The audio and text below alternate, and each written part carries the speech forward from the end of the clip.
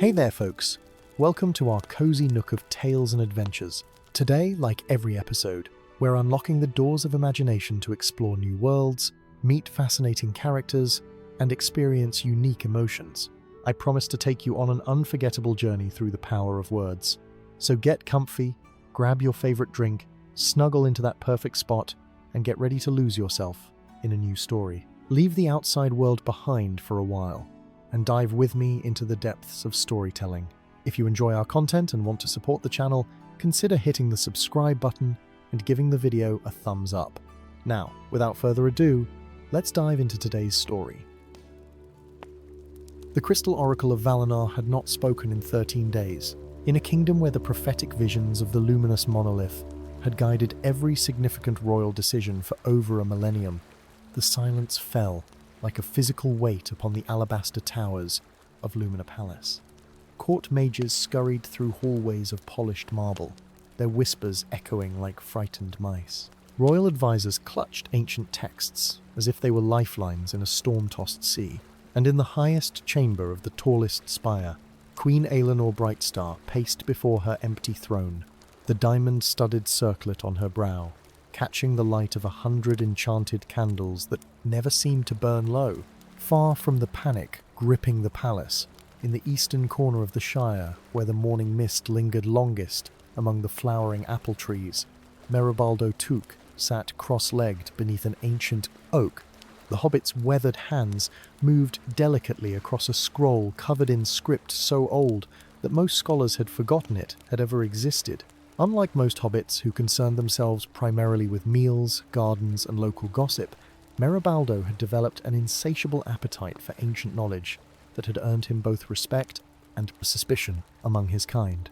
"Nonsense and dragon dung," he muttered, squinting at a particularly faded symbol through the spectacles perched on his nose. "This isn't the elder speech at Alet's pre-sundering celestial." The snap of a twig interrupted his concentration. Looking up, Meribaldo found himself facing 3 riders atop horses, so white they seemed to glow in the dappled sunlight filtering through the oak leaves. Their armor gleamed with the unmistakable sheen of enchanted silver, and upon their breastplates was emblazoned the crystal spire sigil of the royal house of Valinor.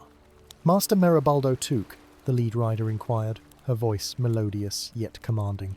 "That depends entirely on who's asking and why," Meribaldo replied, carefully rolling his precious scroll. "I don't recall inviting the Queen's luminaries to my reading spot." A hint of smile touched the rider's stern features. "I am Captain Seraphina of the Queen's Guard. Her Majesty requests your presence in Lumina Palace with all possible haste." She extended a sealed parchment bearing the royal crest. "The oracle has fallen silent, and an ancient prophecy speaks of the small one who sees beyond veils as the key to its awakening." Meribaldo's fingers tingled as he accepted the summons, a sensation he had experienced only a handful of times in his century of life each, preceding events that had altered the course of his unusual existence. The oracle silent? That hasn't happened since the Shadow Wars, 3 centuries past. "Then you understand the gravity of our situation," Captain Seraphina said. "We depart within the hour. Pack lightly but thoroughly, Master Took. The journey to Valinor is not without its perils." As the riders moved away to water their horses at a nearby stream, Meribaldo gazed at the royal seal, an intricately rendered crystal spire with 13 facets, each representing one of the original seers who had guided the creation of the oracle. The wax was infused with stardust, a practice reserved for matters of the utmost urgency. "Well, old boy," he muttered to himself, "it seems your peculiar eyes may finally be good for something besides reading dusty scripts no one else cares about." The journey to Valinor took 9 days, each revealing landscapes more wondrous than the last. They crossed the Glimmermere, a lake whose waters reflected not the sky above, but rather glimpses of distant realms. They passed through the Whispering Forest, where trees spoke in forgotten tongues to travelers deemed worthy of their ancient wisdom. They skirted the edge of the Nethermoor, where reality itself seemed to blur into mist and shadow. Throughout their travels, Meribaldo noticed subtle signs of distress in the natural world-flowers that should have been in full bloom remained tightly closed. Birdsong that carried discordant notes, streams that flowed with unnatural sluggishness. The silencing of the oracle seemed to have sent ripples through the very fabric of the kingdom. On the evening of the 8th day, As they made camp at the foot of the Mountains of Mist, Captain Serafina approached Meribaldo as he sat by the fire, studying the night sky with an intensity that suggested he saw patterns hidden to others. "The stars whisper tonight," the hobbit said without looking at her. "They speak of betrayal close to the crown." The captain's hand instinctively moved to her sword hilt. "How do you know this?" Meribaldo adjusted his spectacles. "The same way I know that you aren't truly here to escort me to Lumina Palace, but rather to the Hermit of Mist Peak." When she stiffened in surprise, he chuckled softly. "The constellations align differently during Oracle silence. Last time this happened, the records say a half-man was guided to the one who was cast out. You truly are as gifted as the prophecy suggests," Serafina said, her voice barely above a whisper. "The Queen sent several delegations sown to Lumina Palace as a decoy, and us to the true destination. Few know the Oracle's silence might be broken by consulting the Hermit. Few remember that the Hermit was once the Oracle's creator," Meribaldo corrected, his eyes reflecting the starlight with an unnatural gleam. "Morwen the Wise, exiled for treason, after warning that the Oracle could be corrupted from within. The following morning, they left the main road, taking a narrow path that wound ever upward into the misty heights. The air grew thin and sharp with the scent of snow, and something, ancient and powerful, that made the hairs on Meribaldo's feet stand on end. By midday, they reached a plateau where the mist parted just enough to reveal a modest dwelling carved into the living rock of the mountainside. Smoke curled from a chimney of polished black stone, and runes of protection glowed faintly around the single wooden door. "I go no further," Captain Serafina announced, dismounting to help Meribaldo down from his pony. "The Hermit permits only the summoned to approach. If you are indeed the one spoken of in prophecy, you will return. If not..." She left the sentence unfinished. "If not, then Valinor has bigger problems than a silent oracle." Meribaldo completed grimly, straightening his travel-worn waistcoat and adjusting the small pack on his shoulders. Drawing a deep breath of the crisp mountain air, he approached the dwelling alone. Before he could knock, the door swung inward, revealing a chamber illuminated by crystals that seemed to have grown naturally from the stone walls. In the center of the room stood a figure draped in robes the color of midnight, adorned with silver threads that formed constellations across the flowing fabric. Where a face should have been visible beneath the hood, there was only shadow, yet Meribaldo felt the weight of an ancient gaze studying him. "I wondered which of the small folk they would send," said a voice that reminded the Hobbit of wind through ancient Ruinshallow, yet resonant with power. "Enter Meribaldo Took, collector of forgotten knowledge and bearer of the true sight." Meribaldo stepped inside, the door closing silently behind him. "You know me, yet we have never met. Haven't we?" The figure pushed back its hood, revealing features that sent a shock through the Hobbit's system. The face was neither old nor young, neither male nor female, yet somehow both a countenance of perfect symmetry, marred only by a scar that ran from left temple to right jawline, glowing with the same silver light as the runes outside. "Morwen," Meribaldo breathed, recognition dawning. "But the histories say you were executed for treason 20 years ago." "History is written by those who fear the truth," Morwen replied, gesturing for Meribaldo to sit at a small table laden with scrolls, crystals, and maps of constellations the Hobbit had never seen, in the night sky. "Just as prophecy can be silenced by those who fear its revelations." "The Oracle," Meribaldo said. "You believe it was deliberately silenced?" Morwen's eye-sewn silver, one deepest blue flickered within a light. "I know it was. The question is, by whom, and to what end?" Over steaming cups of herb-infused snowmelt, Morwen explained the true nature of the Crystal Oracle. Unlike the common understanding that the massive crystal merely channeled divine insights from beyond, the Oracle was actually a complex magical matrix that synthesized knowledge from thousands of smaller crystals placed throughout the kingdom. These eyes of the Oracle observed and transmitted information that the central crystal interpreted into prophecy. "Someone has disrupted the network," Morwen said, tracing patterns on an ancient map spread between them, specifically the primary nodes within Lumina Palace itself. "But who would have both the knowledge and access?" Meribaldo asked, his mind racing through possibilities. "That, little scholar, is where your gift becomes essential." Morwen leaned forward, studying the Hobbit's eyes with unsettling intensity. "You were born with the true sight, the ability to perceive magical currents and deceptions that remain invisible to others.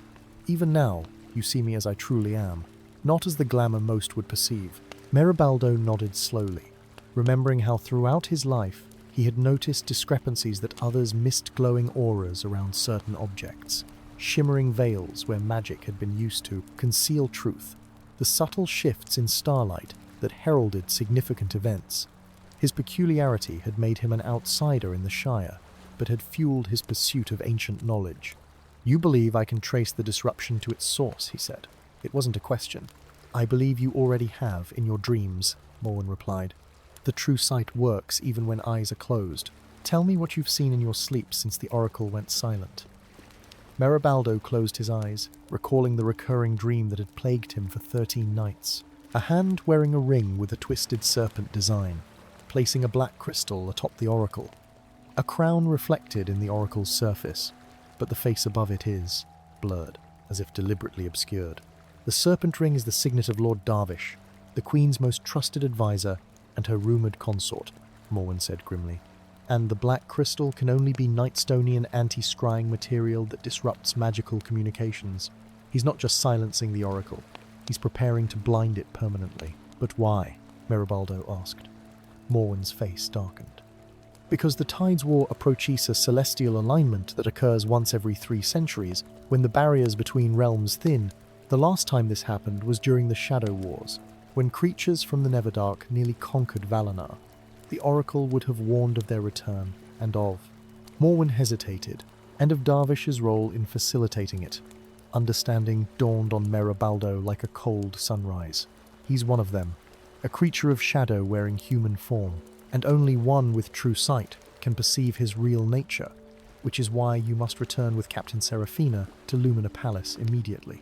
Morwen rose, moving to a cabinet carved from crystal where various artifacts gleamed.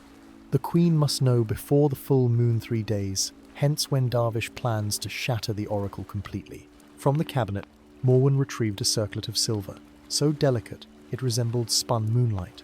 At its centre sat a crystal no larger than a teardrop, yet it pulsed with an inner radiance that made Meribaldo's eyes water. "The heart of seeing," Morwen explained, placing the circlet carefully in a box of silver wood. "Wear this when you confront Darvish, and your true sight will be amplified 1,000-fold. Not only will you see through his disguise, but everyone in the chamber will see what you see, projected through the crystal." As Meribaldo accepted the precious box, his fingers brushed against Morwen's, and a vision flashed through his mind: the oracle chamber in Lumina Palace, the massive crystal pulsing with renewed purpose, and at its base, a small figure wearing a circlet that connected directly to the oracle itself.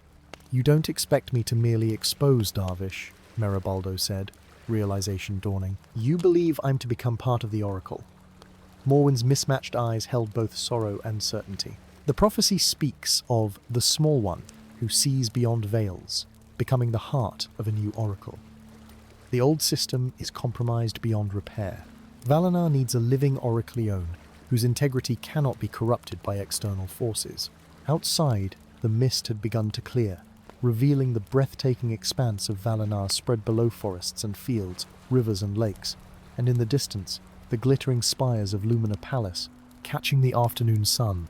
Somewhere in those majestic halls, an ancient evil prepared to plunge the kingdom into darkness, unaware that its greatest threat was a Hobbit scholar who had spent his life believing his unusual vision was merely an inconvenience. "I never imagined my peculiar eyes would lead me into a confrontation with Shadow Incarnate," Meribaldo said, adjusting his spectacles with a slightly trembling hand. "The greatest heroes rarely set out seeking glory," Morwen replied, placing a reassuring hand on the Hobbit's shoulder. "They simply find themselves in moments where they cannot turn away from what must be done." As Captain Seraphina led her small company back down the mountain path, Meribaldo felt the weight of the silver box in his pack and the heavier weight of destiny upon his shoulders. The stars would align, the Tides War would come, and the fate of Valinor would rest, with a hobbit who had always seen more than others believed existed. Behind them, the Hermit of Mist Peak watched until they disappeared into the swirling mist, then turned back to prepare for a journey of a different kind. For when a new oracle awakened, an old guardian would need to take up a forgotten mantle, that of protector, to the one who would now carry the burden of prophecy. In the palace far below, Lord Darvish looked up from his dark preparations, a chill running along his spine as if a finger of fate had just traced his true name. For a brief moment, his human disguise flickered, revealing scales and shadow beneath the handsome facade. Something had changed. Something approached. And in the silent chamber of the crystal oracle, the massive crystal emitted a single, pure chime, for the first time in 13 days, a sound heard only by the Queen herself, as she knelt in solitary prayer. Hope, like the first ray of sun after the longest night, blossomed in her heart. The oracle had not spoken, but it had sung. And in that song was the promise of renewal through the most unexpected of saviors. Story 2. The Scarlet Mountains did not earn their name from the ruddy stone that formed their jagged peaks, as many travellers mistakenly believed. They were named for the blood that had stained their slopes during the Great Dragon Purge, when the Knights of Iron had hunted the magnificent beasts to the edge of extinction. 5 centuries had passed since that dark time, and the mountains had kept their crimson title as a sombre reminder of what had been lost, the ancient bond between dragons and those few mortals blessed to share their hearts and minds. On the lowest slopes of these infamous mountains, where wildflowers dotted alpine meadows with bursts of colour and crystal streams carved paths through moss-covered stones, Bilbo Baggins knelt beside a cluster of moonlit mushrooms. His weathered collecting basket sat nearby, already half filled with the rare fungi that only grew in these highlands. The perfect ingredient for anniversary stew, Bilbo murmured to himself, his hairy hobbit feet cushioned by the soft moss beneath him. Unlike most hobbits who rarely ventured beyond the borders of the Shire, Bilbo had developed an insatiable curiosity about the wider world, particularly its edible offerings and ancient stories. His modest hobbit hole back home contained more books than any sensible halfling would own, earning him a reputation as somewhat peculiar among his kin. As he reached for a particularly plump mushroom nestled at the base of a boulder, the ground trembled beneath his fingers, not violently, but with a gentle, rhythmic pulse that reminded him of a heartbeat. Frowning, Bilbo pressed his ear to the earth and listened. There was definitely something alive beneath the stone. Curiosity, the very quality his father had always warned would lead him into trouble, compelled Bilbo to push the boulder aside, revealing a small crevice in the mountainside. Warm air wafted from the opening, carrying a scent that was both ancient and alive, like sun-baked stones and lightning-struck forests. "Hello!" Bilbo called, his voice echoing into the darkness. "Is someone there?" Only silence answered, but the pulsing sensation grew stronger, almost pulling at him. With a resigned sigh, Bilbo lit the small lantern he carried for late-evening mushroom hunting and crawled into the crevice, leaving his collecting basket behind. The narrow passage soon opened into a small cavern that stole the breath from Bilbo's lungs. Crystals embedded in the ceiling caught and amplified his lantern light, casting rainbow patterns across walls adorned with faded paintings of dragons in flight. In the center of the chamber, nestled in a hollow lined with what appeared to be metallic scales, sat an object that gleamed like polished obsidian in the multicolored light. An egg, a dragon's egg. Its surface was not smooth but faceted, like a massive gemstone carved by patient hands. As Bilbo approached, the pulsing sensation intensified until it seemed to match the rhythm of his own heartbeat. "Impossible," he whispered, unable to resist reaching out to touch the egg. "The dragons are gone." The moment his fingers made contact with the warm surface, a spiderweb of cracks appeared. Bilbo jerked back, horrified that he might have damaged this precious relic, but the cracks continued to spread. A soft glow emanated from within, growing brighter as pieces of the shell began to fall away. In a cascade of shimmering fragments, the egg broke open to reveal a creature no larger than a house cat, with scales the colour of burnished copper and eyes like molten gold.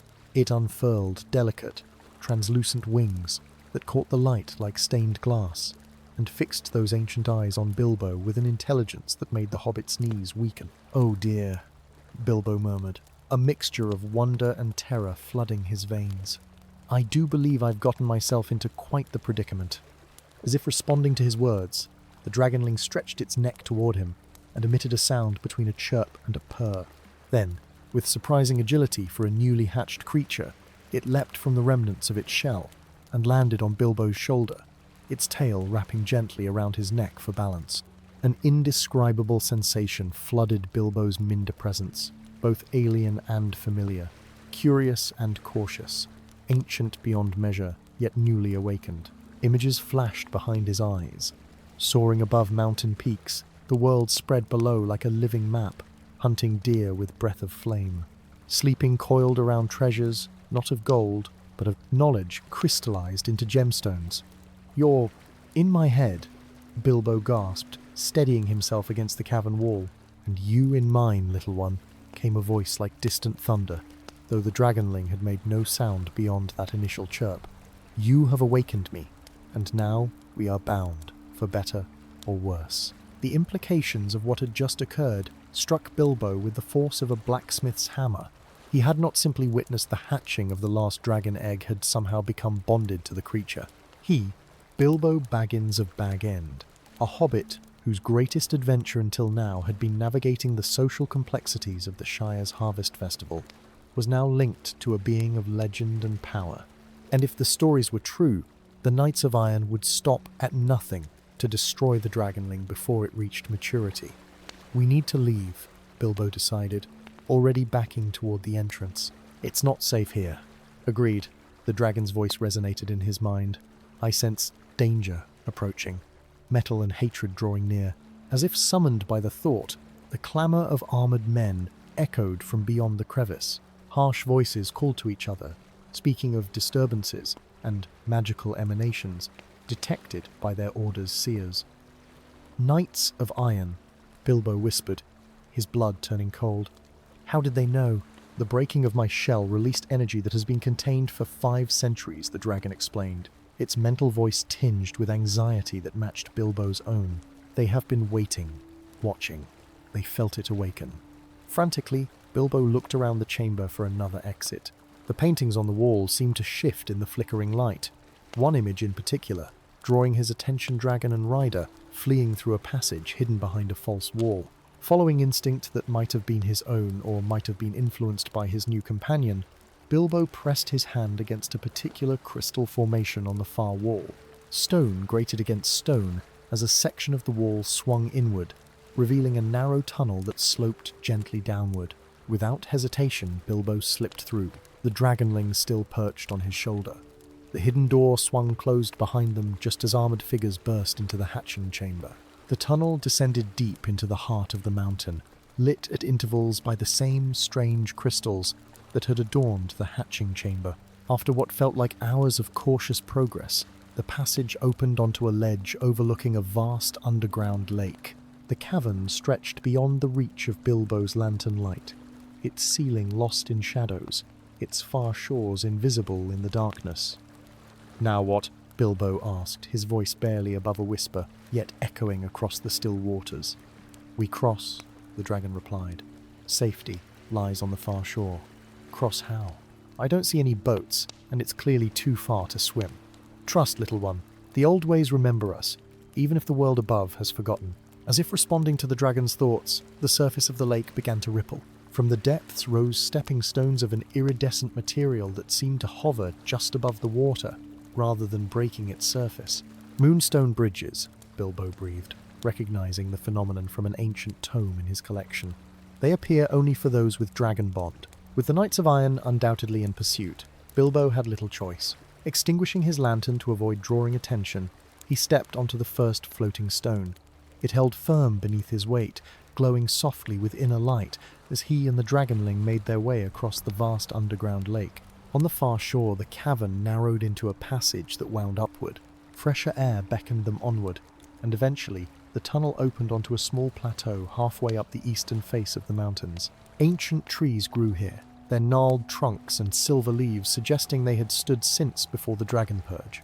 At the centre of this hidden sanctuary stood a structure that appeared to be part of the living mountaineer, dwelling shaped from stone that had been coaxed rather than carved into form. As they approached, the door swung open of its own accord. Framed in the entranceway stood a figure that made Bilbo freeze in his tracks. Tall and slender, with hair like spun moonlight and eyes that held the wisdom of millennia. She could only be one of the elder elves, those who had walked Middle-earth since the dawn of creation.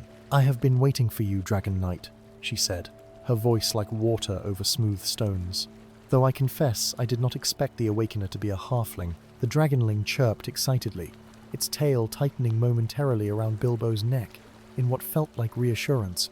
"I'm Bilbo Baggins of the Shire," he managed, attempting a polite bow despite his exhaustion. "And I'm afraid there's been a terrible mistake. I'm no knight, just a hobbit who happened to be in the wrong place at the wrong time." A smile curved the elf's ageless face. "There are no mistakes in matters of dragon bond, Bilbo Baggins.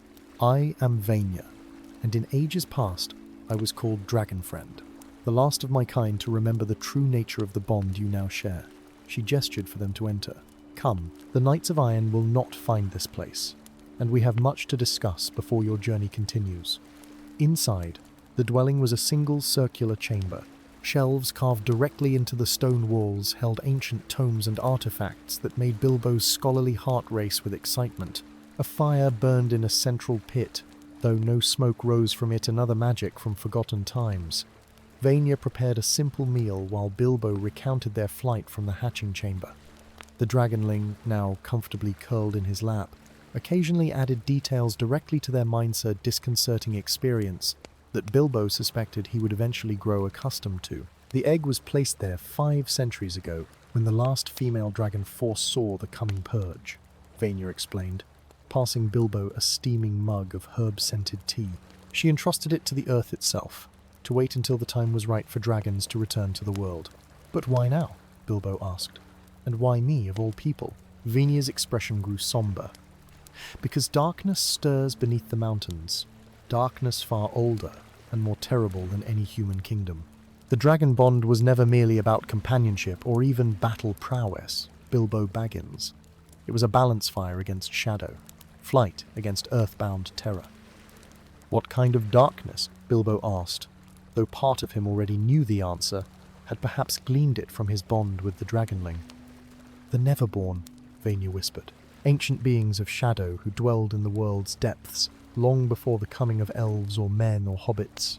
They fear only one thing, Dragonfire, for it burns not just flesh, but the very essence of darkness." The dragonling stirred in Bilbo's lap, raising its head to meet his gaze. "This is why I hatched for you," its voice echoed in his mind. "Your kind hobbits possess a natural resistance to corruption that even elves cannot match.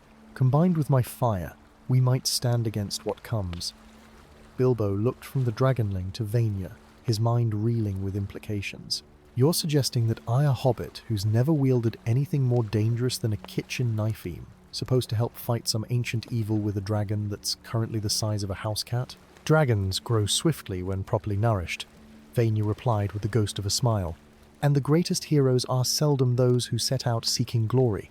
Outside, twilight painted the hidden plateau in shades of lavender and gold. Somewhere in the mountains below, the Knights of Iron continued their search, unaware that the last hope against the coming darkness rested in the hands of the most unlikely dragon knight in history. Despite the danger, despite the impossible task apparently laid before him, he felt a strange sense of rightness, as if his entire life of collecting odd books and venturing just a little farther from the Shire than was proper had been preparing him for this moment. Do they have a name?" he asked softly, not wishing to wake his new companion. Vanya shook her head. "Dragon names are not given but discovered, revealed through bond and deed as they grow. For now, the little one is simply Dragonchild, last of an ancient line, first of a new age." As night fell over the Scarlet Mountains, stars appearing like distant crystals in the velvet sky, Bilbo Baggins, book lover, and now, improbably, Dragon Knight began the first watch of what would become an epic journey. The weight of the sleeping dragonling on his lap was both burden and comfort, a reminder that sometimes the greatest adventures begin with the smallest choices. And as the moon rose, casting silver light across the hidden plateau, the mountain stone itself seemed to whisper ancient songs of fire and flight, of shadow and light, of a halfling and a dragon, whose unlikely bond might yet save a world that had forgotten the true meaning of magic. Story 3. Moonlight spilled like liquid silver through the stained glass windows of the royal necropolis of Astralis, casting rainbow shadows across ancient stone and gilded tombs. Within these hallowed halls, the whispers of 1,000 years lingered in the air, not merely echoes of the living who came to pay respects, but the actual murmurs of the dead who refused to remain silent. For in Australis, the veil between life and death was as thin as parchment, and nowhere was it thinner than in the depths of the royal catacombs where kings and queens of old slumbered beneath the weight of their crowning achievements and their many regrets. It was into this sacred silence that Peregrine Pippin took, a hobbit with nimble fingers and an unfortunate surplus of curiosity, crept with his heart hammering against his ribs. Unlike most hobbits who preferred the comforts of hearth and garden, Pippin had always been drawn to the whispers of adventure that sometimes drifted through the Shire on the lips of wandering travellers. This particular adventure, however, was proving far more perilous than the treasure-hunting tales that had lured him from his comfortable hobbit hole. "Just a peek," he whispered to himself, his hairy feet padding noiselessly across the marble floor. Just one little look at the legendary silver acorn of Oakenshield, and then straight back home to the Shire. The silver acorn, said to grant insight into growing things, was a hobbit relic long ago, gifted to the human kings of Australis in exchange for their oath of protection. It was small enough to slip into a pocket, a mere trinket compared to the grander treasures that lined the catacombs. Surely no one would miss it if he borrowed it for a short while. Ducking behind an imposing sarcophagus as a guard passed, Pippin's elbow knocked against something metal. He turned, instinctively catching the object before it could clatter to the floor. In the dim light, golden metal gleamed against his palm-ornate circlet, adorned with 12 gemstones, each capturing and refracting the moonlight in hypnotic patterns. "The crown of 1,000 voices," Pippin breathed, recognizing the legendary artifact from Fireside Tales. His fingers trembled as they traced the intricate metalwork, feeling an unnatural warmth emanating from the ancient gold. According to legend, the crown allowed its wearer to command the spirits of dead monarchs, drawing upon their wisdom or bending them to the wearer's will. Such a thing should not be left lying about, he thought with indignation. And yet, even as the thought formed, he realized the crown had not been carelessly discarded. The pedestal it should have rested upon lay toppled nearby, and the security ward's glowing runes that were faintly visible in the darkness had been systematically dismantled. The crown had been stolen, and now, through the worst luck imaginable, it was in his hands. Before Pippin could decide on a course of action, torchlight flooded the chamber. Guards poured in from all entrances, their polished armor reflecting the sudden light like mirrors. At their center stood a woman whose midnight blue robes and silver circlet marked her as no ordinary official. "Lady Morvain," one of the guards announced, "we've found the thief." The woman's eyes, as cold and grey as winter mist, settled on Pippin with calculating precision. A halfling? How? Unexpected. Her voice carried the cultured accent of Australis nobility, but beneath it lurked something hungry. "Bring him to the interrogation tower. We shall discover who sent him." "No one sent me," Pippin protested as guards seized him, the crown falling from his grip to the floor with a resonant ring that seemed to echo far longer than natural. "I'm just a hobbit. I was looking for the silver acorn, not this crown thing." Lady Morvain's smile never reached her eyes. "A convenient tale. We shall see what truths the whisper candles extract from your tongue." As they dragged him away, Pippin caught a final glimpse of the crown on the floor. For just a moment, he could have sworn the gemstones flickered with inner light, like eyes blinking open after a long sleep. The interrogation tower lived up to its ominous name. Housed in the northernmost spire of the royal palace, its windows were designed to capture and amplify the wails of the question both as a deterrent to potential criminals and as entertainment for the more morbid members of the court. Pippin sat shackled to a stone chair, his feet dangling comically above the floor as Lady Morvain, Chief Inquisitor and member of the Council of Mages, circled him with predatory grace. "Let us begin simply," she said, lighting a candle of unsettling blue wax. "Who are you, and who sent you to steal the crown of 1,000 voices?" "My name is Peregrine Took, though most call me Pippin," he replied, eyeing the candle nervously. According to rumours, the whisper candles burned away falsehoods, causing excruciating pain to liars. "I'm from the Shire, to the west, and nobody sent me. I didn't even know about your crown until I accidentally knocked it over." The candle flame burned steadily, neither flaring nor changing colour. Lady Morvain's eyes narrowed. "Curious," she murmured. "You speak the truth, or at least what you believe is truth, yet the timing is suspect." The most powerful relic in Astralis goes missing on the very night a halfling infiltrates the catacombs. She leaned closer, her breath smelling of mint and something metallic. Perhaps you are merely a pawn, with your memory altered by your masters. The only master I have is my own poor judgment, Pippin retorted, a spark of hobbit indignation cutting through his fear. And if your precious crown is so important, why was it so poorly guarded? Those wards were already broken when I arrived. A flicker of something surprise, or perhaps concern crossed the Inquisitor's face before her mask of cool authority returned. The wards were dismantled by someone with intimate knowledge of our magical defences, someone from within the palace walls. She extinguished the candle with a sharp gesture. You will remain here while we investigate further. If you are indeed an innocent fool rather than a conspirator, you have nothing to fear. But as guards escorted Pippin to a cell high in the tower, the hobbit knew better. Innocence was rarely protection enough in the grand schemes of the powerful, and judging by the urgency with which soldiers now swarmed the palace grounds below, the crown of 1,000 voices was far more significant than even legends suggested. Sleep came fitfully in the cold cell, and when Pippin finally drifted off, his dreams were haunted by whisper-countless voices, speaking in languages he didn't understand, but somehow comprehended. They spoke of ancient battles, of betrayals in throne rooms, of secrets buried with royal corpses, and of a ritual that would bind the dead to a new master. He awoke to the sound of his cell door creaking open. Moonlight silhouetted a tall figure who moved with the fluid grace of shadow. Up quickly, halfling, came a whispered command. Unless you fancy becoming a permanent guest of Lady Morvaine's hospitality? Pippin scrambled to his feet, squinting at the intruder. A man with a face divided the right side, handsome and charming, the left marked by a tracery of scars that resembled a shattered mirror. He wore the livery of the palace guards, but the way he carried himself spoke of someone unused to the confinement of uniform. "Who are you?" Pippin demanded, backing against the far wall.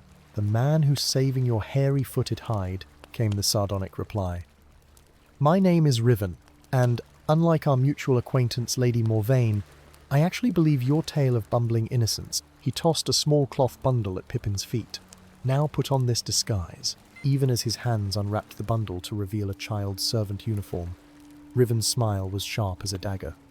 "Because I'm the one who actually stole the crown, little burglar. And I need someone with your unique qualities to help me ensure it never finds its way to the Council of Mages." Before Pippin could protest, Riven added, "And because I know where to find your silver acorn, if such trinkets still interest you." Minutes later, disguised as a noble's child and a royal guard respectively, Pippin and Riven slipped through the labyrinthine corridors of the palace. Riven moved with the confidence of one who had walked these halls many times before, avoiding patrols and choosing passages that bypassed the more populated areas. "You're no common thief," Pippin observed, as they ducked into an alcove to avoid a passing courtier.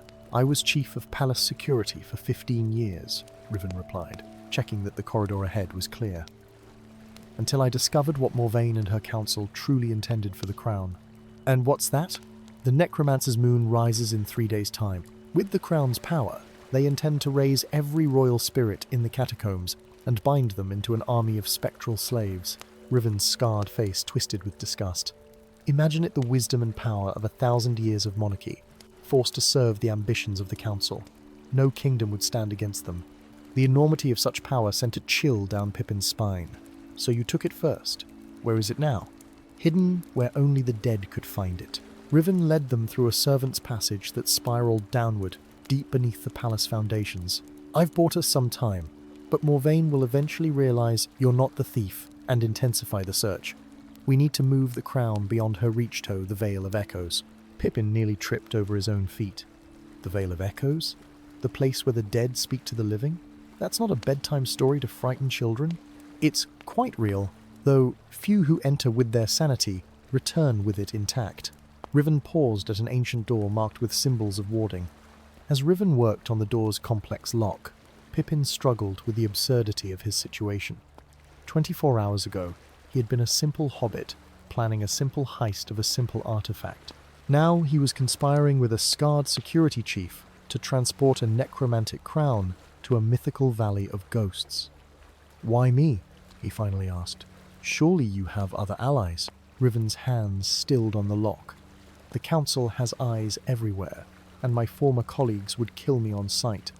But more importantly, halflings have a natural resistance to spiritual influence. Your kind barely register on the spectral plane, which makes you nearly invisible to the dead and immune to most forms of possession. The lock finally clicked open. Where we're going, that quality is more valuable than all the swords or spells in Australis. Beyond the door lay a narrow tunnel hewn from raw stone, descending at a steep angle into darkness. As they made their way downward, the air grew increasingly cold, with an underlying scent of petrichor and something older like dust from ancient bones. "How much farther?" Pippin asked, his voice echoing oddly in the confined space. "We're nearly," Riven began, but his words were cut short by a sound like distant thunder. The tunnel shook, loose stones clattering down around them. "They found us," Riven hissed, grabbing Pippin's arm and pulling him into a run. "Morvain must have used a seeking spell. Quickly now!" They burst from the tunnel into a vast underground cavern that took Pippin's breath away. A subterranean lake stretched before them, its dark waters perfectly still, reflecting the phosphorescent fungi that clung to the ceiling like blue-green stars. At the center of the lake stood a small island dominated by a single ancient willow tree, its branches heavy with leaves that seemed to glow with inner light. "The gateway to the Vale," Riven explained, pulling a small boat from where it had been concealed among reeds at the shore. "The crown is hidden within the roots of the whispering willow." As they pushed off from shore, Pippin noticed movement in the depths below, shapes that might have been enormous fish, or perhaps something less natural. The water, though it appeared solid enough to bear their weight, felt strangely insubstantial as he trailed his fingers through it, more like liquid moonlight than actual water. Behind them, voices and the glow of torches signaled that their pursuers had reached the cavern. Riven cursed under his breath, rowing with increased urgency. "They won't be able to follow immediately," he said, noting Pippin's worried glance. "The boat is keyed to my blood, but Morvain will find another way across, she always does." When they reached the island, the willow's branches seemed to stir despite the absence of wind. As Pippin stepped onto the shore, he could have sworn he heard voices emanating from the tree itself, hushed conversations in languages both familiar and utterly alien. Riven knelt among the gnarled roots, pulling aside curtains of hanging moss to reveal a small hollow. Within it sat the crown of 1,000 voices, its gemstones now pulsing with rhythmic light like multiple heartbeats. "It knows we're here," Riven said, his voice barely above a whisper. "It knows what we intend." "And what exactly is that?" Pippin asked, keeping a wary distance from the crown. "To return it to the Vale, where its power will be contained by the natural barriers between life and death." Riven carefully lifted the crown, which seemed to grow heavier in his hands, requiring visible effort to hold. "But to open the way, we need something the Vale recognizes, something that exists in both realms." His eyes, full of grim determination, met Pippin's. "We need a drop of royal blood freely given, my blood."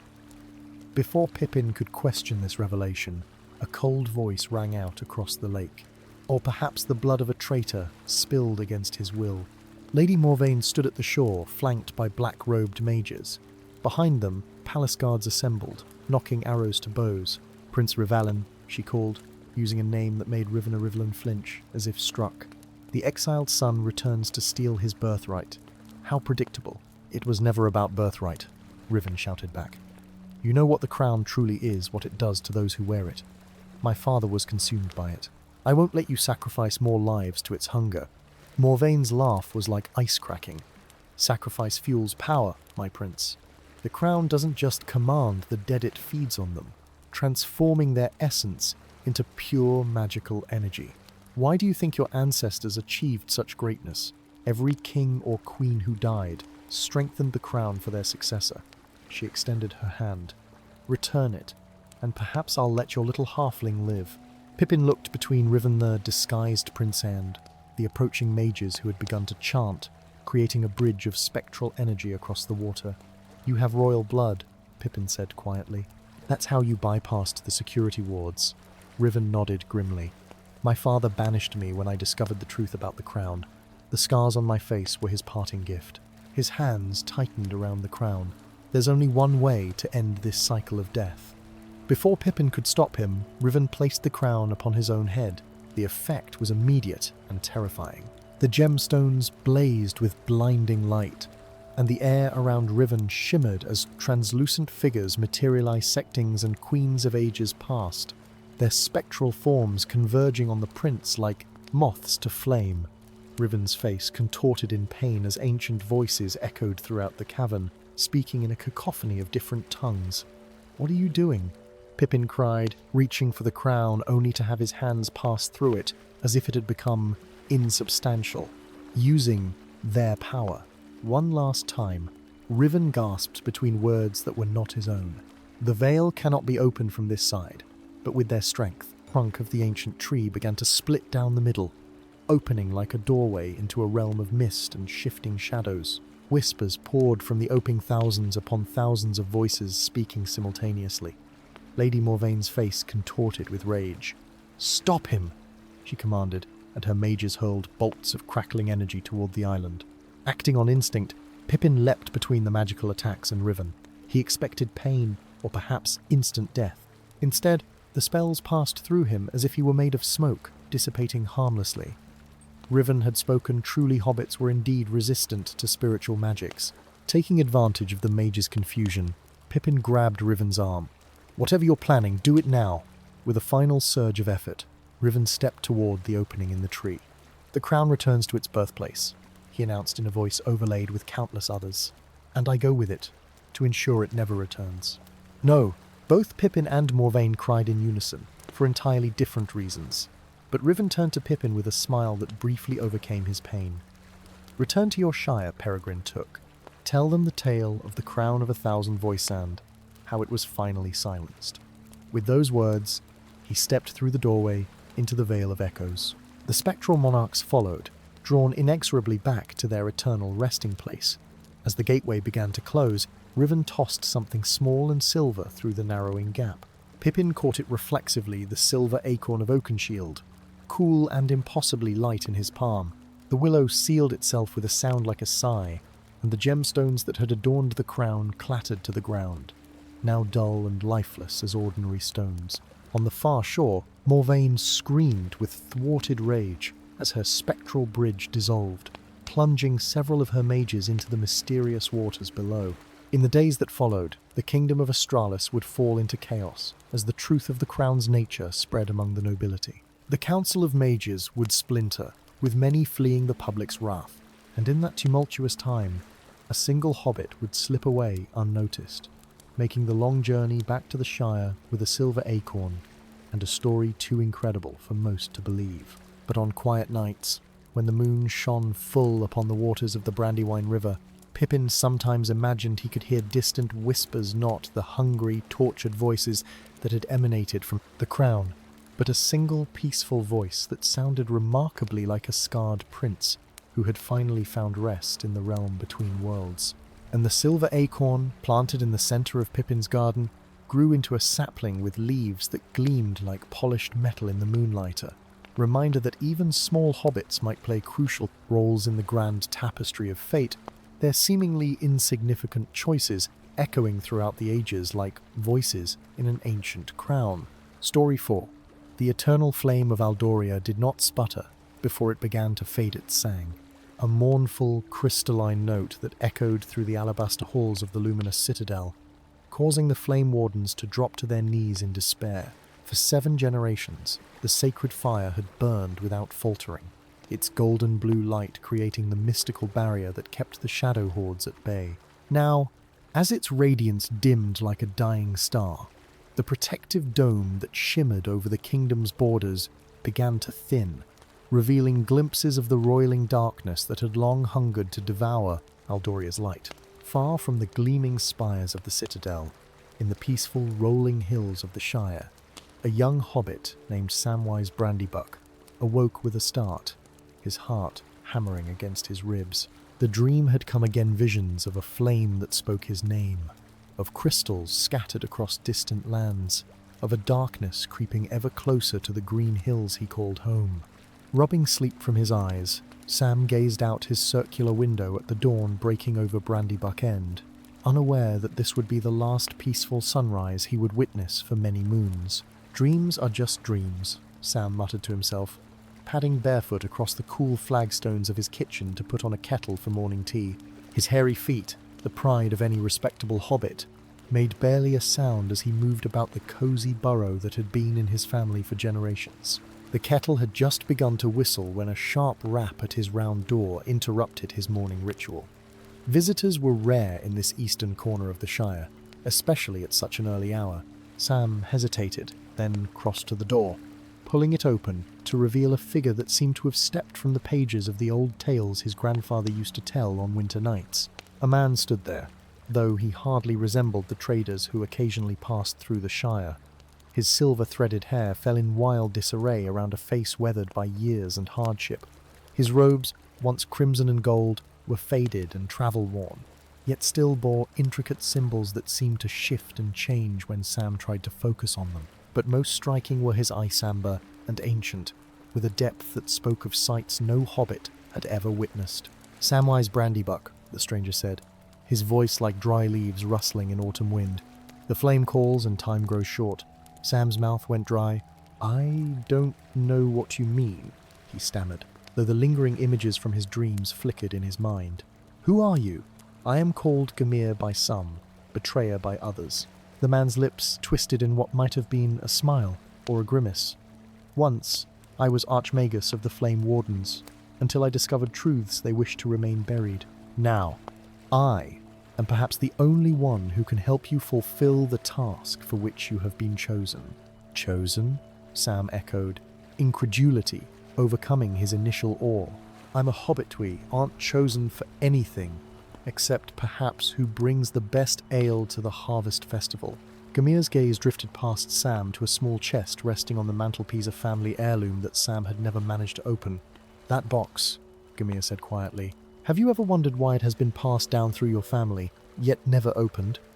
Sam turned to look at the chest, a simple wooden thing with no visible lock, yet impossible to pry apart. "It's just an old trinket," he said, though uncertainty crept into his voice.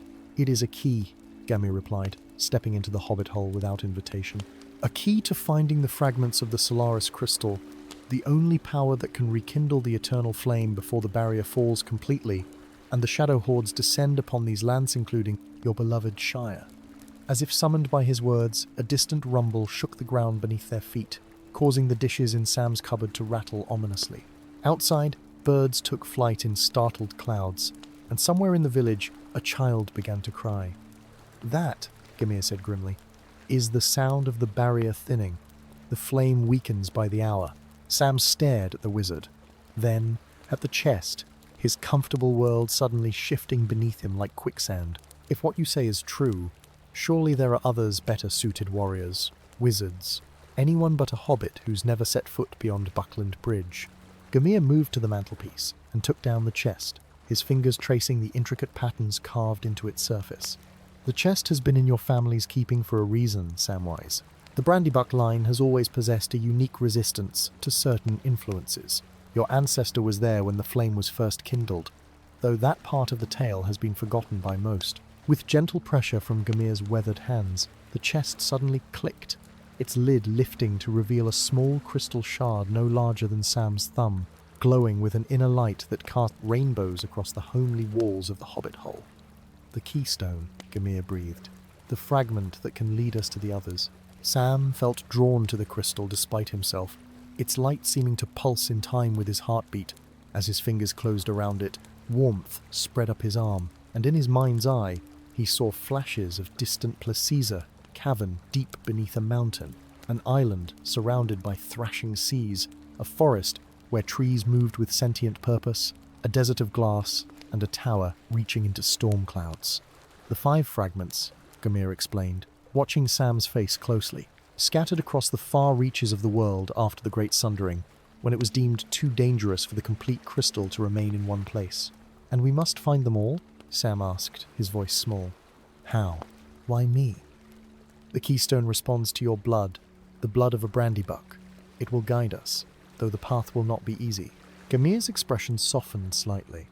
"As for why, you some questions can only be answered by walking the path laid before us." That night, as Sam packed his meager belongings into a rucksack, herbs, a change of clothes, his grandfather's battered cookbook, and a small knife that had never cut anything more threatening. Mushroom, she tried to imagine what lay beyond the boundaries of the Shire. His knowledge of the outside world came from travelers' tales and old maps that gathered dust in Michel Delving's modest library. The names themselves evoked wonder and fear in equal measure. The Whispering Woods, the Cauldron Seas, the Ashen Wastes, the Skyreach Mountains, and the Netherlight Abyss. As dawn broke, Sam stood at his garden gate beside Gamir, the keystone now hanging from a leather cord around his neck. He cast one last look at Brandybuck End, memorizing the sight of morning light on its green door, the smoke curling from its chimney, the roses his mother had planted that still bloomed each spring, though she was long gone. "Will I ever see it again?" he asked softly. Gamir's silence was answer enough. Their journey took them first to the Whispering Woods, where trees conversed in rustling whispers and paths shifted when travellers weren't looking. Here, in a glade where moonlight pooled like silver water, they found the first fragment, guarded by the forest warden, an ancient being, neither man nor tree, but something in between, with bark like skin and eyes like amber sap. "I have kept the earth fragment safe since the days of your ancestor, little one," the warden told Sam, its voice the creaking of boughs in winter wind. Brandybuck the brave, who understood the price of binding, yet paid it willingly. Price? Sam had questioned, but the warden merely placed the glowing green crystal in his palm, folding his fingers over it. "Ask the wizard," it said, eyes shifting to Gamir. "Ask him what feeds the eternal flame." But Gamir would say nothing, his face a mask of stone as they continued their quest. The water fragment they retrieved from the depths of the Cauldron Seas, with the reluctant help of the merfolk who swam its treacherous currents. The air fragment they found amidst the howling winds atop the highest peak of the Skyreach Mountains, where breath froze and thoughts turned sluggish. The fire fragment they pried from the heart of a volcano in the Ashen Wastes, its heat so intense that it would have scorched any hand but Sam's, a peculiarity that Gamir noted with a troubled frown, but would not explain. With each fragment they collected, Sam's dreams grew more vivid dreams of a presence ancient and vast, of chains forged from light, of a sacrifice made in the name of protection, but tinged with betrayal. And with each fragment, the keystone grew warmer against his chest, until it seemed to pulse with a heartbeat not his own.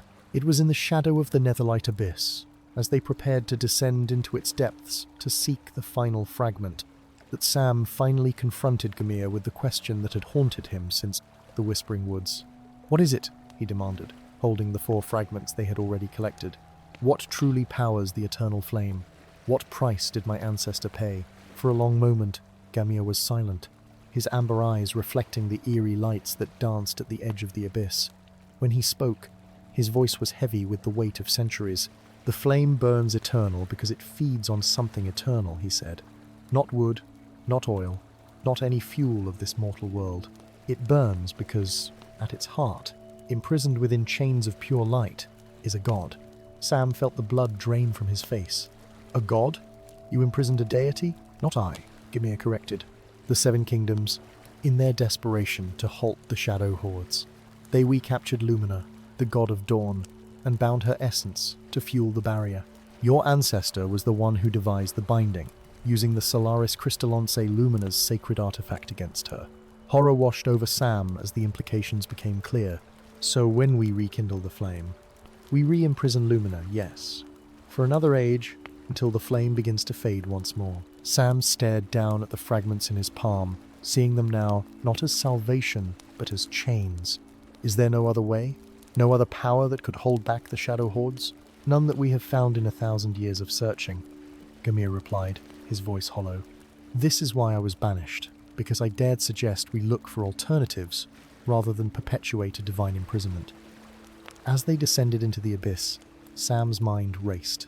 Everything he had been told, everything he had believed about his quest, now cast in a sinister new light. Was he saving the world, or merely perpetuating an ancient crime? Were the shadow hordes truly the monsters, or were they the servants of a wronged deity seeking to free their mistress? In the heart of the abyss, they found the final fragment, pulsing with dark light. As Sam reached for it, a voice filled his mind, ancient, powerful, yet tinged with sorrow. "Child of the small folk, would you bind me again? Would you condemn me to another age of darkness while your kind walks in the light I once gave freely? Sam hesitated, the fragment hovering just beyond his fingertips. I don't want to imprison anyone, he whispered, but I can't let the shadow hordes destroy everything I love. There is always another way for those brave enough to seek it, the voice replied. Take my heart shard, but ask yourself what if the shadows and the light could find balance instead of endless war.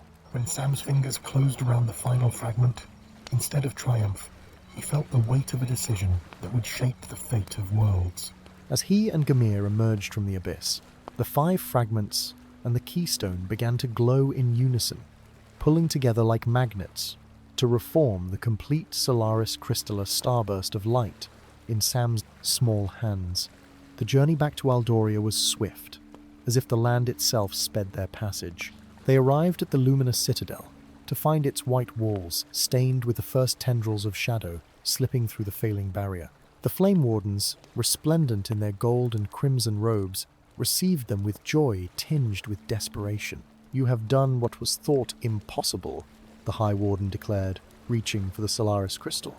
Now, quickly, before all is lost. But Sam stepped back, the crystal clutched to his chest. Tell me the truth, he demanded, his hobbit voice steady despite the grandeur surrounding him. Tell me about Lumina. Tell me what we're really doing here. A hush fell over the assembled wardens. The High Warden's face hardened. Gamir has poisoned your mind with his heresies. The eternal flame is our salvation. Built on the imprisonment of a god, Sam finished. There must be another way. There is not, the High Warden insisted. The shadow hordes will show no mercy. They will destroy everything your Shire, all the lands you crossed to reach us, everything under the sky. Sam closed his eyes, feeling the crystal warm in his hands, hearing again that ancient voice. There is always another way. What if, Sam said slowly, opening his eyes, what if, instead of imprisonment, we offered partnership? What if, instead of chains, we extended a hand? Before anyone could stop him, Sam stepped forward to the dying flame, its once towering blaze now barely higher than his curly hobbit hair. With reverence, he placed the Solaris crystal not in the metal cradle designed to contain it, but directly into the heart of the fire. Lumina, he called, his voice ringing with unexpected authority. I do not come to bind you, but to free you, not to cage your light, but to ask for your help. Will you stand with us against the shadows, as an ally rather than a prisoner? For a breathless moment, nothing happened. Then, the crystal shattered not into fragments, but into countless motes of light that swirled upward, coalescing into a form of breathtaking radiance. A woman made of dawn light, her eyes like twin suns, her hair streaming starlight. Little one, her voice resonated through the chamber. In 1,000 years, none have thought to simply ask. The flame roared to life once more, but different now, not the steady, imprisoned burn of before, but a living, dancing blaze that filled the chamber with warmth rather than just light. Outside, the barrier shifted, changed, became not a dome of containment, but spirals of radiance that pushed back the shadows without completely banishing them. Balance, not dominion. As the astonished wardens fell to their knees before the freed deity, Gamir placed a hand on Sam's shoulder, his weathered face alight with wonder. You have done what I only dreamed might be possible, he said softly. You have changed the world, Samwise Brandybuck. Sam gazed up at Lumina, at the new pattern of light and shadow playing across Aldoria, and thought of his distant home in the Shire. Will it hold? Will we be safe? Safer than before, Lumina answered. For willing alliance is stronger than forced servitude. The shadows have their place, as does the light. What comes now is conversation rather than war. As dawn broke over Aldoria, Sam stood on the balcony of the luminous citadel, watching the new order of the world taking shape. Light and shadow dancing together rather than struggling for dominance. It would not be perfect, nothing ever was, but it would be fair. And sometimes, as his grandfather used to say while sharing out seed cake among eager young hobbits, fairness was more important than perfection. Will you return to the Shire now? Gamir asked, joining him at the balcony rail. Sam considered the distant green hills visible on the horizon. Yes, he decided, but not the same hobbit who left it. And perhaps not alone. He glanced at the wizard. I think the Shire could use a wizard's counsel in these changing times. and I know a very comfortable hobbit hole with room for a guest who enjoys a good pipe and a tale by the fire." Gamir's smile was like sunrise after the longest night. Lead on, guardian of the eternal flame. Lead on. Story 5. The ancient stones of Dracorn Fortress awakened with a whisper that rippled across the seven kingdoms like the first breath of a long-forgotten nightmare. From its jagged spires that clawed at the sky like a dying man's fingers, a black mist unfurled, creeping over the Silverwood Forest and down toward the gentle rolling hills of the Shire.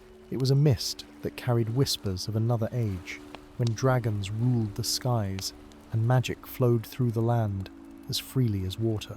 In the eastern corner of Hobbiton, where the morning sun first touched the dew-kissed gardens, Frodo Thistlefoot tended to his prized moonshade blossoms. Unlike most hobbits who devoted their gardens to vegetables and pipeweed, Frodo cultivated rare herbs and flowers that other hobbits deemed useless, but which held ancient secrets known only to the wisest of healers. His small hands moved with practiced precision among the delicate leaves, his hairy feet firmly planted in the rich soil that had sustained generations of his family. Around his neck hung an heirloom that had been passed down through his family for longer than anyone could remember. Medallion of tarnished silver with an emerald center that seemed to capture and hold the light in peculiar ways. Most days, Frodo paid it little mind, but on this morning, as the distant sky darkened with unnatural clouds, the stone pulsed with a warmth that caught his attention. "Strange weather coming," he muttered to himself, unaware of how prophetic his words would prove to be. That night, while most of Hobbiton slumbered peacefully, Frodo was awakened by a pounding at his rounded door that rattled the dishes in his cupboards. He scrambled from his bed, pulling on a dressing gown and hurrying through his cozy burrow, wondering who could possibly be calling at such an hour. The figure that loomed on his doorstep was unlike any Frodo had seen in the Shire dwarf, with a beard like iron filings and eyes that burned with an intensity that made the hobbit take a step backward. Across the dwarf's face ran a scar that gleamed silver in the moonlight, and his armor, though travel-worn, spoke of craftsmanship beyond the skill of ordinary smiths. "Are you the one they call Thistlefoot? The herb collector with the ancient medallion?" the dwarf demanded, his voice like stones grinding together. "Two, am Frodo Thistlefoot," the hobbit stammered, clutching his medallion unconsciously through his nightclothes. "But who are you, and what business brings you to my door at this ungodly hour?" "I am Thoric Ironbeard, once master smith of Dracorn Fortress, now exiled for crimes I did not commit." The dwarf's eyes darted past Frodo into the warm hobbit hole. "Let me enter, small one. What I have to tell you cannot be spoken of under open sky." Reluctantly, Frodo stepped aside, allowing the imposing figure into his home. As Thoric settled his bulk into a chair meant for visitors of a much smaller stature, Frodo lit the lamps and put on a kettle for Tea Hobbit's reflexive response to unexpected company. No matter how ominous. "Do you know what that is around your neck?" Thoric asked, without preamble, pointing a thick finger at Frodo's medallion. Frodo's hand went to the familiar weight. "A family heirloom, nothing more." The dwarf's laugh held no humour. "Nothing more? That, Master Hobbit, is the Emerald of Elindria, forged in the breath of the last silver dragon before they were hunted to extinction. It is one of the 7 seals that bind the Black Drake of Dracorn in its endless slumber." Frodo's tea kettle began to whistle, but he ignored it, transfixed by the dwarf's words. "Dragon? Seals? I think you mistake me for someone of importance, Master Thoric. I am just a simple hobbit who tends his garden." Thoric leaned forward, his eyes reflecting the lamplight like distant fires. "No mistake. The medallion chooses its bearer, and it has chosen you. For 1,000 years, the 7 seals have kept the Black Drake dormant beneath Dracorn Fortress. But something has weakened the ancient magic. The drake stirs, and its dreams escape as black mist that transforms all it touches into twisted versions of themselves. As if summoned by his words, a commotion erupted outside. Frodo rushed to his round window and peeled back the curtain to see his neighbours pointing toward the East Farthing Wood. There, at the edge of the trees where gentle deer and rabbits normally grazed, hulking shadows moved with unnatural speed. Even from this distance, Frodo could see that these were no longer the peaceful creatures of the forest. They had been transformantlers twisted into weapons, fur hardened into scales, eyes glowing with malevolent intelligence. "It begins," Thoric said grimly, joining Frodo at the window. The mist has reached the Shire faster than I feared. Soon it will affect more than just animals. What can be done? Frodo asked, his voice barely a whisper. The emerald must be returned to Drakhorn to strengthen the binding, but it cannot be carried by just anyone. It must be you, bearer of the seal. Thoric's gaze was heavy with the weight of destiny. I know the secret paths through the fortress. Together, we might reach the Chamber of Binding before the Drake fully awakens. Frodo felt the blood drain from his face. Leave the Shire? Journey to a distant, cursed fortress? Face a dragon? Such things were not for hobbits, and certainly not for Frodo Thistlefoot, whose greatest adventure thus far had been venturing to the borders of the Shire in search of rare night-blooming jasmine. Surely there are others more suited to this task, he protested weakly. Warriors, wizards. If there were, I would not be standing in your hole in the ground, Hobbit. Thoric growled. The Emerald has chosen you, and time grows short. Will you come, or shall I tell the people of the Shire to prepare for their end? As dawn broke over Hobbiton, Frodo found himself doing what no respectable hobbit would ever consider packing for an adventure. Into a small rucksack went a change of clothes, his herb-collecting tools, dried provisions, and a small book of plant lore that had been his grandfather's. Around his neck, the Emerald of Elendria seemed heavier than it had ever been, as if it too recognized the gravity of their undertaking. Thoric waited impatiently at the garden gate, his battle-axe strapped to his back and his eyes constantly scanning the horizon. The mist will spread faster now that the sun is up, he warned. We must make haste to the east road, and then north to the Mountains of Mist, where Drakhorn broods among the peaks. With one last glance at his beloved hobbit hole, Frodo stepped through the gate, his hairy feet feeling the familiar dirt path for what might be the last time. I know little of adventures or dragons, he admitted to his dwarven companion, but I know the value of home and hearth. If this journey will protect the Shire, then I shall undertake it, though my heart quails at the thought. Their journey took them through lands increasingly touched by the Black Mist's corruption. Villages they passed showed signs of abandonment, doors left ajar, gardens untended, an eerie silence where there should have been the sounds of daily life.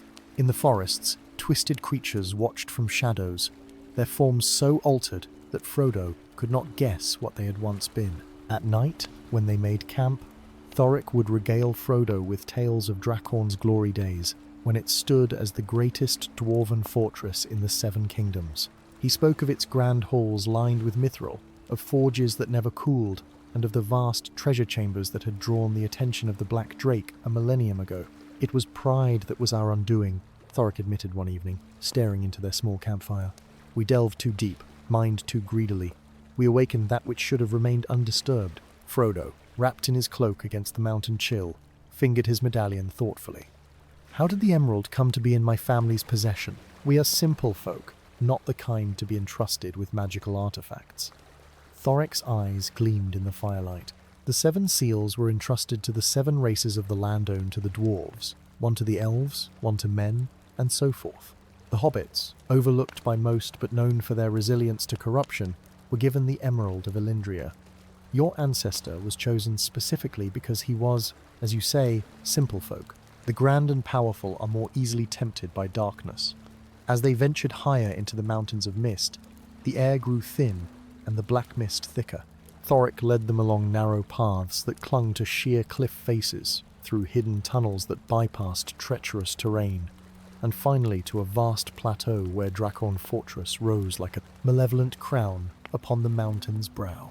Its once proud walls were now stained with the corruption that seeped from within, and the black mist poured from its highest tower like smoke from a chimney.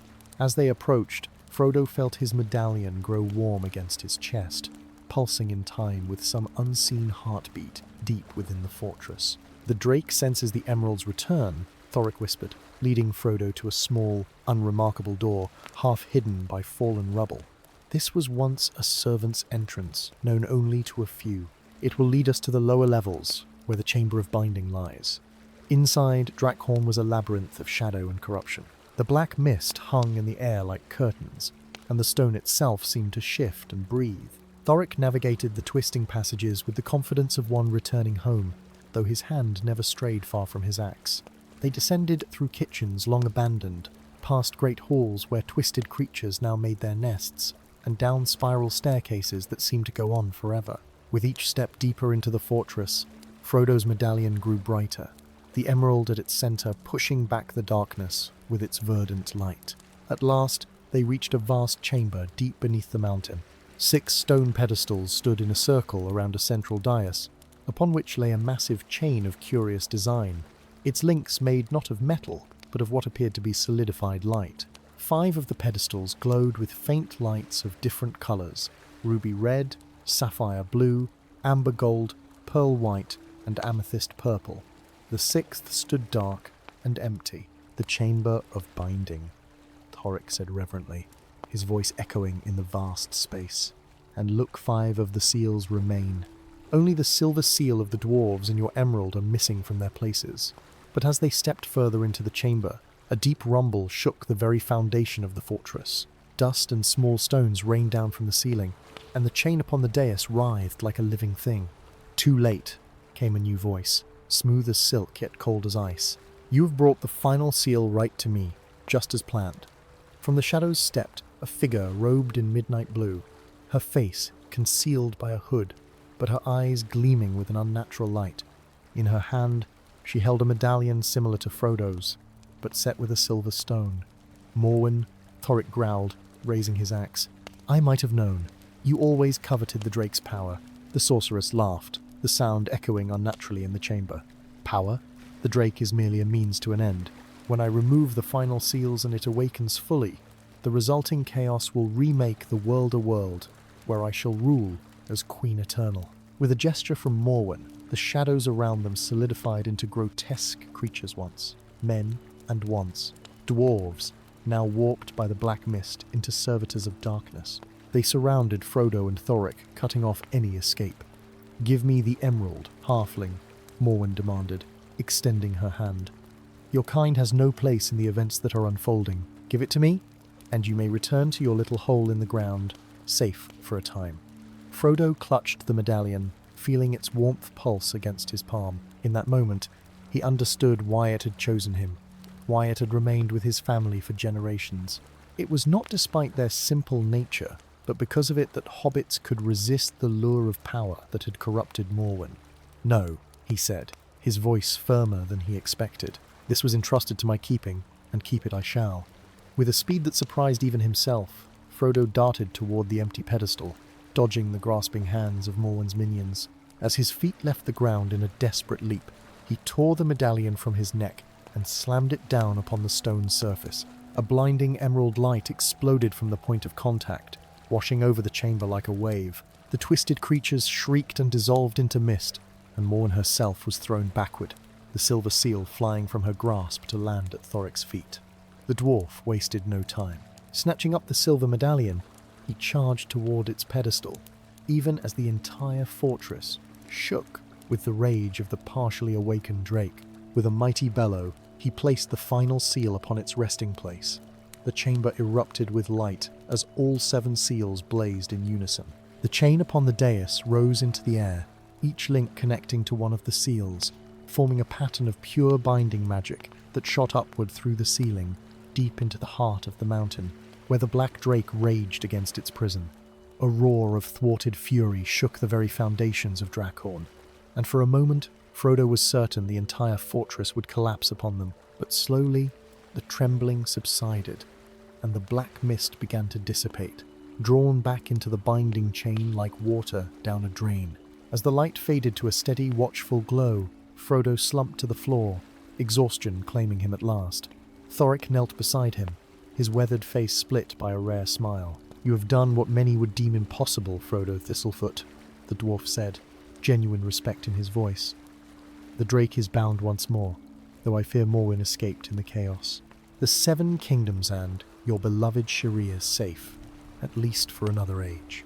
Frodo gazed up at his medallion, now permanently affixed to its pedestal, its emerald light a sentinel against the darkness. What happens now? He asked softly.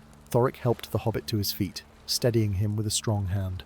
Now we return to your Shire, where I suspect a hero's welcome awaits, though knowing hobbits, they will be more interested in hearing about what you had for breakfast on your journey than about the dragon you helped rebind. As they made their way back through the now cleansed halls of Drakhorn, Frodo found himself thinking not of heroism or adventure, but of his garden waiting for him back home. Yet he knew that forevermore, when he looked eastward toward the mountains of mist, he would remember the shadow of Drakhorn and the light that had driven it back into the depths. In the years that followed, the tale of Frodo Thistlefoot and the Black Drake would be told in the great halls of men and elves, in the deep forges of the dwarves, and even in the cosy hobbit holes of the Shire. But none would tell it quite as well as Frodo himself, who would recount the adventure to wide-eyed hobbit children while tending his garden, always ending with the same words: "Great evils may slumber in the world, but so too do great wonders, and sometimes the smallest hands perform the mightiest deeds."